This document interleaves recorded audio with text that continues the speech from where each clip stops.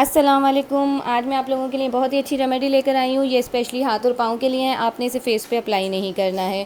हाथ और पाँव पे किसी भी तरह के दाग धब्बे आ जाते हैं तो आप ये रेमेडी उस पर इस्तेमाल कर सकते हैं। 1 हफ़्ते में आपको वाज़िह फ़र्क नज़र आएगा। आप और ये जो चीज़ें हैं ये सारी हमारे घर में अवेलेबल होती हैं। तो मैंने 1 टेबल स्पून शैम्पू लिया है, half table spoon baking soda लिया है, बेकिंग पाउडर नहीं बेकिंग सोडा लेना है, जो इसे खाने वाला सोडा भी कहा जाता है। हाफ़ मैंने इसमें लेमन ऐड किया है और इसे हम अच्छे तरीके से मिक्स कर लेंगे।